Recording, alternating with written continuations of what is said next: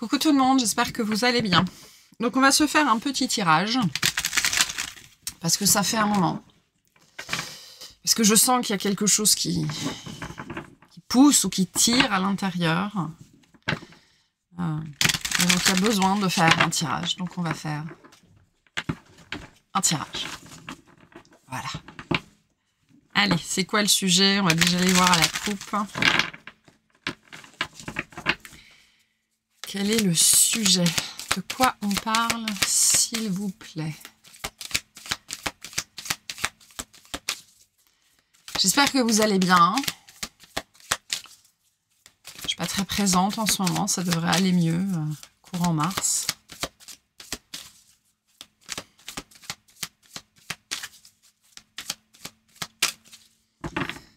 Allez, qu'est-ce qu'on a à la coupe? On a un 9 de pentacle et un 7 de coupe.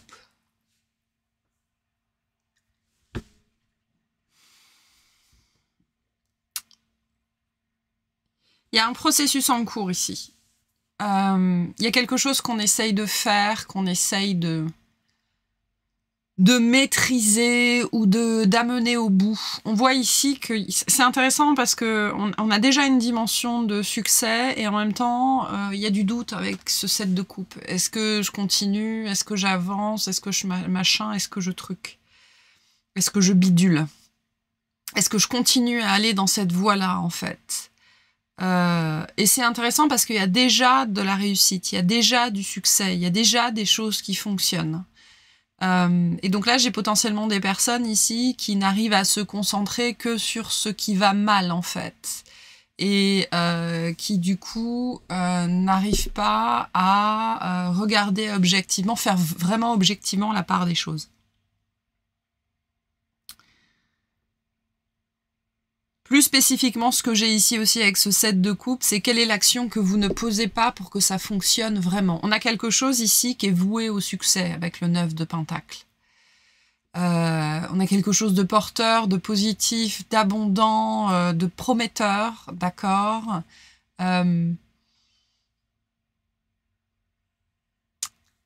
Mais c'est comme s'il y avait quelque chose qui nous empêchait de prendre la bonne décision ou de faire ce qu'il fallait. On voit avec ce set de coupe qu'on a pléthore de possibilités, en fait. Et à un moment donné, le set de coupe, c'est aussi une énergie qui vient nous dire à un moment donné, décide. Arrête de tourner autour du pot, décide. Ok. Mais on a bien quelque chose ici qui est extrêmement porteur.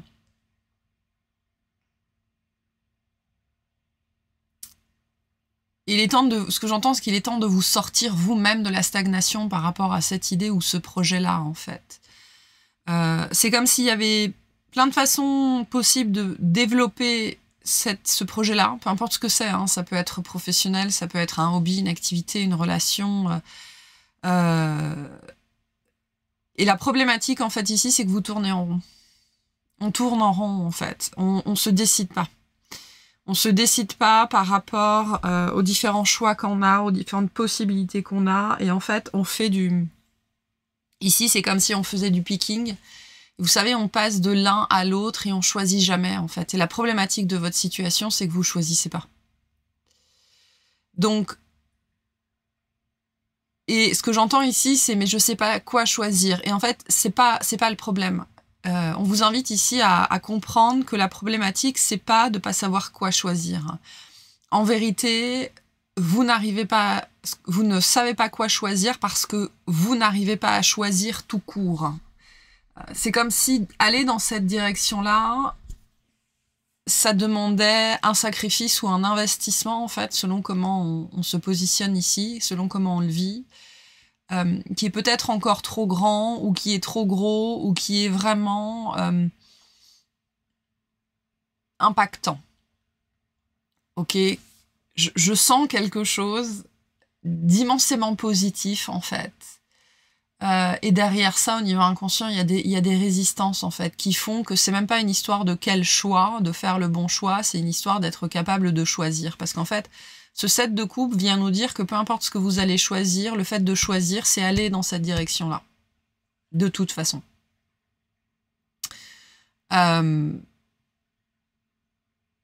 Donc la vraie problématique ici, c'est qu'on choisit pas. Et on choisit pas, pourquoi? Parce que ce que j'entends, c'est trop gros. Presque c'est trop beau pour être vrai, en fait.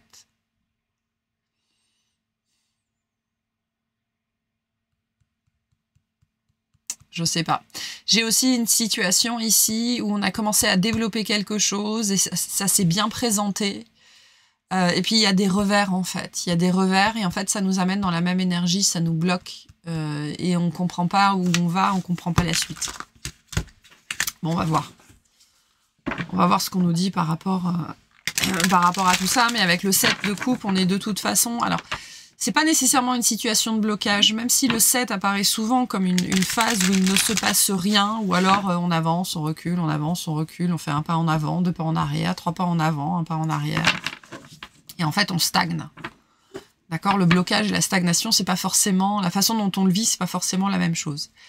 Et le 7 de coupe, comme tous les 7, c'est une énergie d'enracinement. Il y a quelque chose qui est en train de se transformer à l'intérieur, en fait. J'ai cette carte-là en face de moi. Et mon regard est très attiré par le cocon de la chenille qui est ici, en fait. Donc, il y a quelque chose qui est en préparation. Retrouvez votre aptitude à vous dépasser pour accéder au changement. Il y a quelque chose qui est en préparation, en fait, au niveau inconscient, au niveau psychique, au travers de ce que vous êtes en train de vivre. Donc cette phase, elle est normale, mais ce que j'entends, c'est qu'elle est importante. Elle est importante, notamment parce qu'elle va sans doute vous permettre de travailler sur... je peux pas choisir ça sciemment ou consciemment, en fait, parce que... pour moi, ça vient toucher des mécanismes, vous savez, qui je suis moi pour mériter ça. Qui je suis moi pour avoir ça, d'estime de soi et de valeur de soi. Hein. Tout ça, c'est des sujets qui sont très liés à la rétrogradation de Vénus qui a commencé. Je sens ça ici. Qu'est-ce qu'on nous dit par rapport à ça, s'il vous plaît?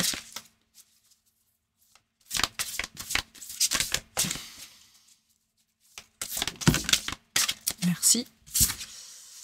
On a le nouveau chemin. Parfois, nous avons une idée bien précise quant au déroulement de nos projets, mais dès lors que nous remplaçons nos pensées un peu figées au profit de notre spontanéité, de nouvelles idées apparaissent et nous permettent d'apprendre et de découvrir d'autres chemins de réalisation. Il y a bien une nouveauté, en fait, qui est en train de s'inscrire dans votre vie, qui peut parler de plein de choses différentes, hein, bien évidemment.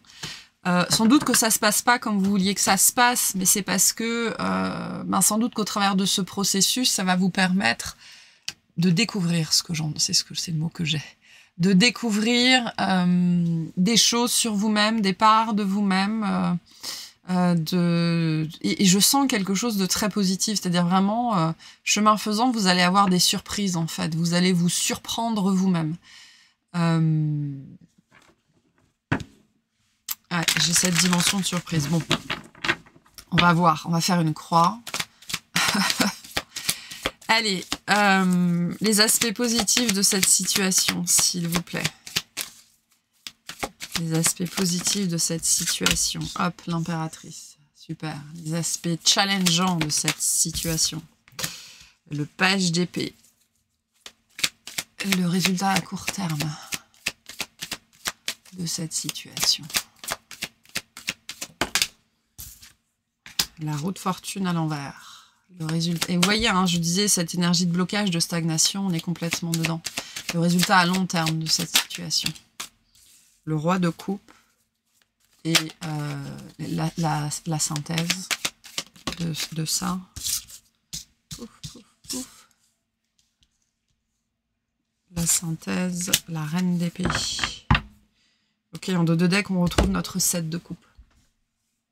Donc, l'aspect positif de cette situation, c'est un développement personnel très important. C'est pour ça qu'il y a cette dimension de surprise et d'apprendre des choses sur soi et de recevoir des choses.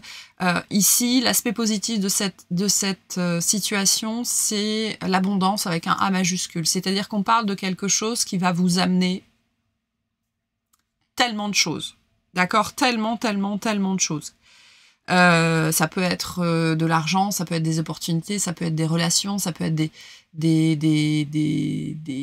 connaissances sur vous-même, ça peut être une meilleure gestion émotionnelle, on a quand même ce roi de coupe ici, ça peut être une rencontre, ça peut être n'importe quoi, d'accord? L'aspect positif de cette situation, c'est que c'est une situation qui vous fait évoluer très fortement, et je vois l'image d'une fusée, en fait. Donc c'est quelque chose qui va vous faire évoluer très très vite. C'est aussi pour ça que c'est probablement rocambolesque et compliqué à vivre. Mais on est aussi sur une situation qui est extrêmement abondante, en fait. C'est l'essence même de cette situation, potentiellement de vous amener l'abondance et probablement de vous reconnecter à l'abondance, en fait. Donc, pour votre cheminement, on a l'impératrice ici. Hein. Pour votre cheminement, c'est très important ce qui est en train de se passer. Maintenant, l'aspect difficile de cette situation, le page d'épée. Donc, le page d'épée dans cette situation-là, dans cette position-là, va, je pense ici, ça doit être difficile ici de se mettre, d'accepter d'être dans la posture de l'apprenti. Il y a quelque chose ici de l'ordre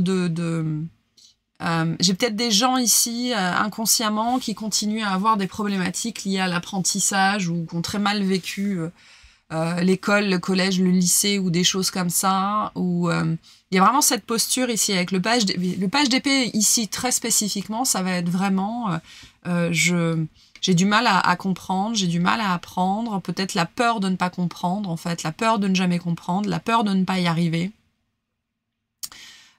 Et du coup, une résistance, en fait, une résistance très forte à être dans la posture de l'apprenti.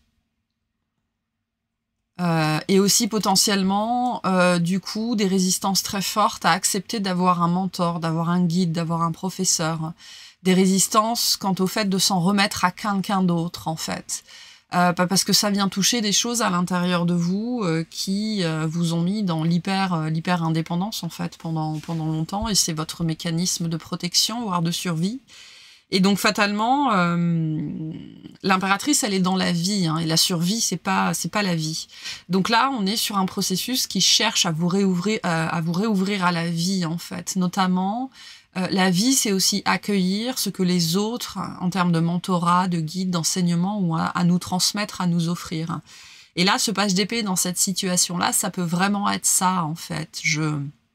J'ai été tellement déçue, blessée par les autres, ou critiquée, ou moquée, ou etc., que j'ai à l'intérieur de moi cette résistance qui fait que je n'accepte pas d'avoir des mentors, que je n'accepte pas d'avoir des guides, que je n'accepte pas d'avoir des professeurs, que je n'accepte pas qu'on m'enseigne, en fait. Je veux faire les choses par moi-même, je veux apprendre toute seule, je veux apprendre tout seul, je veux m'en sortir, je ne veux avoir besoin de personne. Sauf que c'est probablement ça qui vous met dans cette situation-là, en fait. Ce refus d'être l'apprenti. Ce refus d'admettre que vous ne savez pas, que vous ne connaissez pas, et qui doit vraiment s'ancrer dans des mécanismes traumatiques, mais potentiellement de blessures, d'éducation, de choses comme ça, en fait, où il a fallu absolument tout savoir, tout gérer, tout contrôler pendant très longtemps dans votre vie, en fait. Je peux avoir des gens ici qui continuent à 40, 50, 60 ans à avoir énormément de choses à prouver, en fait. Notamment prouver qu'ils n'ont besoin de personne, et potentiellement de rien, mais surtout de personne pour certains d'entre vous.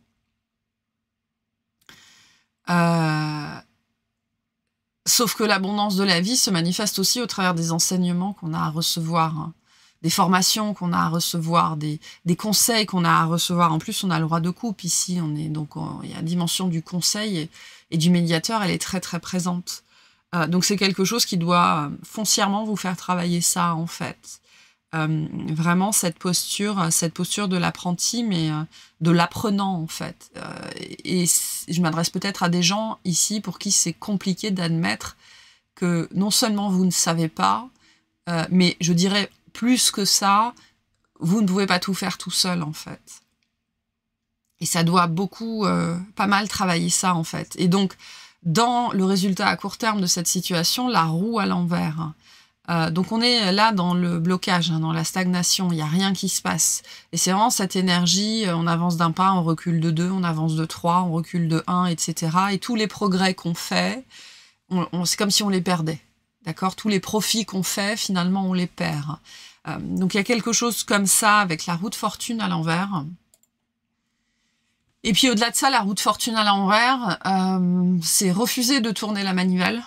et refuser de suivre la voie qu'on nous présente en fait. Donc on voit que à moyen terme, à court terme, court moyen terme, cette situation elle va perdurer en fait. Elle va perdurer parce que en fait pour moi elle va perdurer tant que il n'y a pas de choix qui est fait. Tant qu'il n'y a pas de choix qui est fait par rapport à cette situation-là, de s'engager ou pas, en fait, vraiment pleinement dans ce chemin, parce que il y a cette notion-là assez forte qu'on vous a présenté un chemin, ou peu importe, en fait, quelque chose de très porteur, de très prometteur. La difficulté, c'est que potentiellement, on peut parler de quelque chose de... C'est pour ça que j'ai cette dimension de quelque chose de gros ou de grand dans ce côté, c'est trop gros, quoi. C'est pas que c'est trop beau pour être vrai, mais c'est trop gros.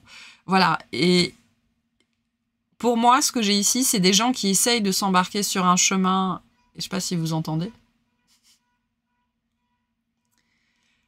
Ça klaxonne bien. J'ai des gens qui essayent de s'embarquer sur un chemin vraiment totalement nouveau, hors de tout ce qu'ils ont connu, en fonctionnant de la même façon, en fait. Le page d'épée, dans cette situation-là, vous invite, non, c'est même pas à bousculer vos habitudes, en fait. C'est si jusque-là, vous avez fait, tout ce que vous avez fait, c'était rouge, il est temps de passer au vert, en fait. Ok? Parce que ce nouveau chemin, il y a vraiment cette dimension, c'est pas un chemin qui se parcourt de la même façon que vous avez parcouru votre chemin jusque-là, en fait. C'est pas possible. J'ai l'impression qu'on peut parler vraiment de quelque chose de totalement nouveau dans une certaine mesure, mais surtout très très très différent. Ok? Et donc les vieilles routines, les vieilles habitudes, les vieilles façons de faire, les vieilles façons de fonctionner, ça vous mettra en fait dans cette énergie de la roue à l'envers, c'est-à-dire j'attends que ça se passe, mais il n'y a rien qui se passe en fait. Et plus j'essaye de faire les choses, moins ça fonctionne. Parce que les anciennes façons de faire ici ne fonctionneront pas, en fait. Et ne vous feront que reculer. Que reculer, que reculer. À long terme, on a ce roi de coupe. Donc on a je pense que c'est quelque chose qui va potentiellement très fortement vous faire travailler sur la maturité émotionnelle. Ben forcément, hein. Ça va venir toucher des espaces qui sont probablement très sensibles, en fait. Et ça peut venir avec des réactions très fortes. Et peut-être que si vous avez déjà eu ce genre de réaction, des choses vraiment, vraiment intenses et vous les avez pas comprises, on vient ici vous inviter à vous rendre compte que ce qui se réveille à l'intérieur de vous dans ces moments-là, c'est pas tellement la peur de perdre, la peur de se tromper, la peur d'avoir besoin de quelqu'un d'autre ou des choses comme ça. C'est vraiment l'idée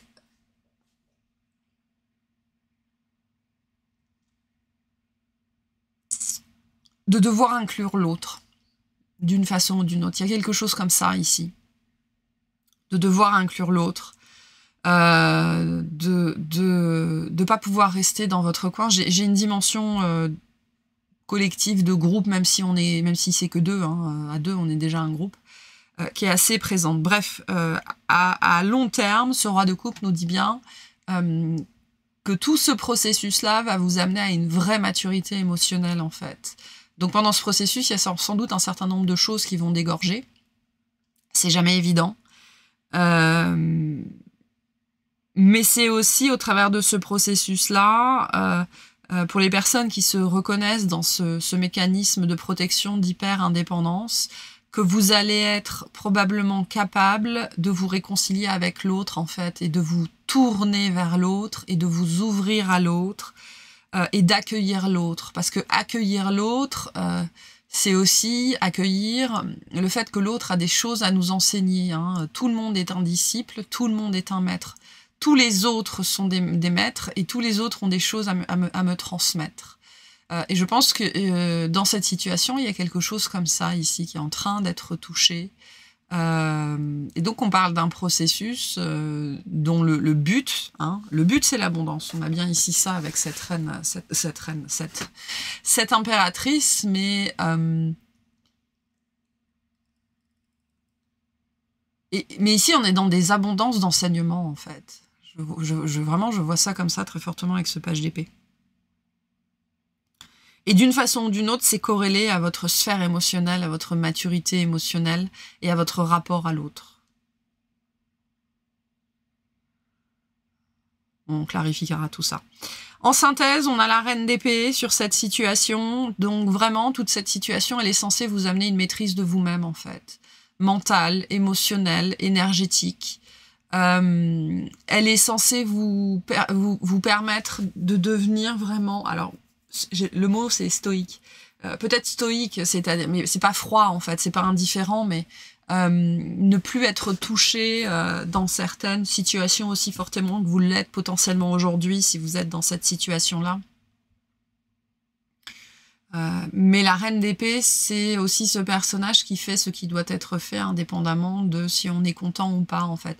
Donc j'ai vraiment l'impression qu'ici, on est dans une situation, peu importe ce qu'on vit, qui nous permet de dépasser des grosses limites émotionnelles, en fait, qui potentiellement nous font faire n'importe quoi, nous font prendre les mauvaises décisions ou douter, en fait. Douter fortement de nos décisions. Et donc, on prend une décision et 3 jours plus tard, on change d'avis. Et donc, finalement, on fait rien, on n'avance pas. On fait et on défait. On fait et on défait. On fait et on défait. Et ça, c'est chiant. Hein, on va pas se mentir, c'est chiant. De faire et de défaire. Donc, ce qui est censé sortir de cette situation, c'est vraiment cette reine d'épée, en fait. Cette énergie de maîtrise de ses pensées, de ses actions, une vision claire des choses, en fait. Et être capable de s'en tenir à sa vision. D'accord ? La difficulté qu'on peut avoir ici, c'est que vraiment dans cette notion de choix, parce qu'il est possible qu'on choisisse des choses, mais... on change d'avis, en fait. On peut changer d'avis aussi en cours de chemin, et donc finalement, on va jamais au bout de son mouvement, on va jamais au bout de la chose, on va jamais au bout de quelque chose comme ça. Si vous vous reconnaissez là-dedans, c'est ce page d'épée, entre guillemets, à l'envers qu'il faut observer. Hein, le refus d'écouter qui que ce soit, de dépendre de qui que ce soit, de recevoir des conseils, de recevoir des enseignements, le refus d'être dans cette posture vraiment de l'apprenant, parce que ça doit venir toucher quelque chose qui est difficile, quoi, hein, qui n'a pas été résolu, hein, qui est toujours là.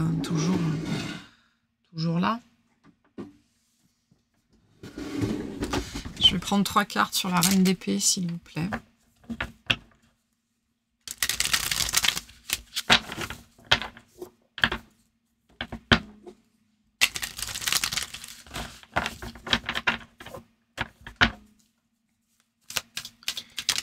On a l'ermite, ouais. Il y a bien quelque chose ici. Hein. Quelque chose qui coince. Je vois ce que j'entends, c'est une porte qu'on essaye d'ouvrir et ça grince, en fait. Ça grince. Et c'est vraiment une porte entrouverte. Et on essaye de l'ouvrir, mais elle grince, en fait. Elle grince, elle coince. Donc, il y a bien quelque chose qui est entrouvert, déjà. Hein. C'est ce que nous disait ce 9 de denier. Il y a quelque chose qui a commencé. Il y a quelque chose qui est très prometteur, qui est très porteur. Et aussi gros que ça puisse paraître, voilà, c'est extrêmement positif. Mais ça grince, ça coince. Il y a quelque chose, en fait, qui ne permet pas l'entièreté du mouvement. Voilà. Et donc, quand ça grince, c'est quoi? C'est que c'est pas fluide, ça manque d'huile.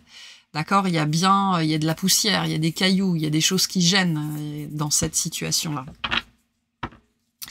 On est trop sous tension aussi, potentiellement. Qu'est-ce qu'on a sur cette reine d'épée? On a le 6 de denier et le 9 d'épée à l'envers. Ouais, on a le 4 d'épée ici. Donc la réponse, elle est à l'intérieur ici. Hein. C'est vraiment... il y a une dynamique intérieure ici qui vient du passé avec cette ermite.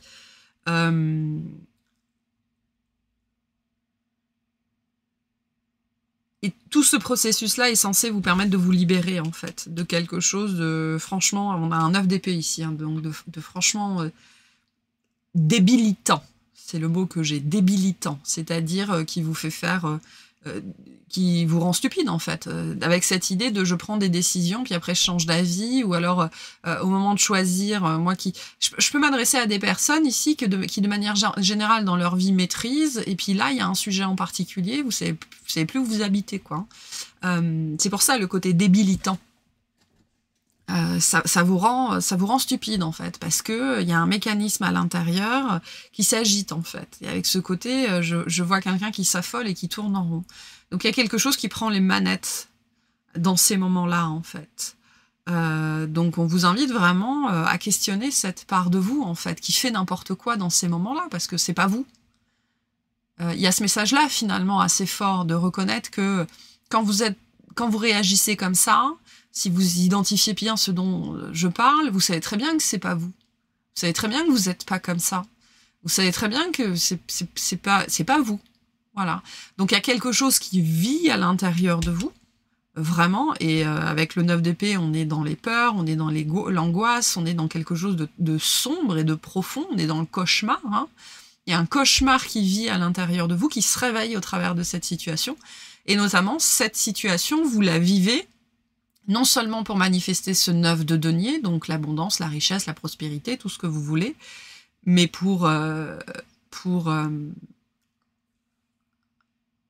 alors nettoyer, purifier, relâcher, je sais pas, le processus sera différent pour chacun. Hein. Pour certaines personnes, c'est une réconciliation et une réintégration. Mais il y a quand même cette idée d'avoir des réactions qui ne nous ressemblent pas du tout, en fait. Mais vraiment pas du tout, du tout, du tout. Et peut-être que la première chose ici, c'est de reconnaître ça. Ok, c'est pas moi.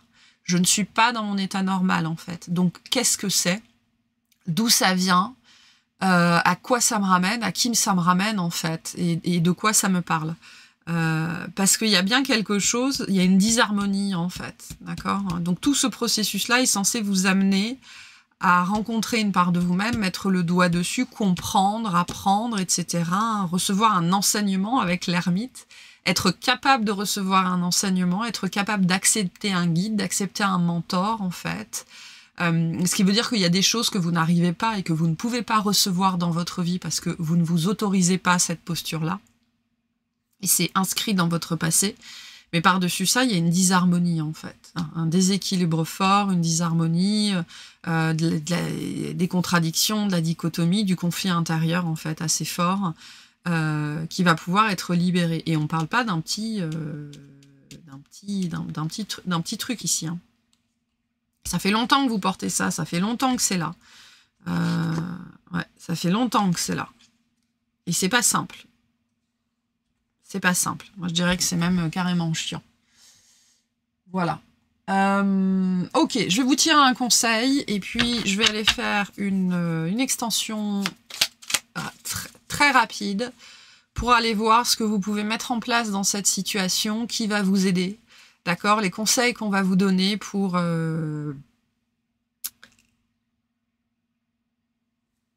percer, c'est le mot que j'ai. Alors peut-être percer l'abcès. Percer l'abcès, percer le bouton, j'en sais trop rien, ou percer. C'est intéressant parce que ça traîne d'épée, avec son épée, elle perce, elle pique. Hein. Donc percer cette bulle, peut-être qu'il y a des bulles d'angoisse comme ça qui se manifestent, et pouvoir faire éclater la vérité en fait, hein, dans cette situation. Allez, un petit conseil par rapport à ce tirage. Puis on ira faire l'extension avec les conseils. Alors, enfin avec les... Qu'est-ce qui pourrait vous aider? On a la méditation, donc de toute façon elle était déjà là avec le 4 d'épée. Mets-toi en retrait et médite, tu en as besoin, tu pourras alors te sentir plus performante et obtenir des réponses à tes questions. Et il y a quelque chose qui va très vite en fait, on veut aller trop vite. Il y a quelque chose où on veut performer en fait. On va aller plus vite que la musique, on prend pas le temps d'apprendre, on prend pas le temps de réfléchir.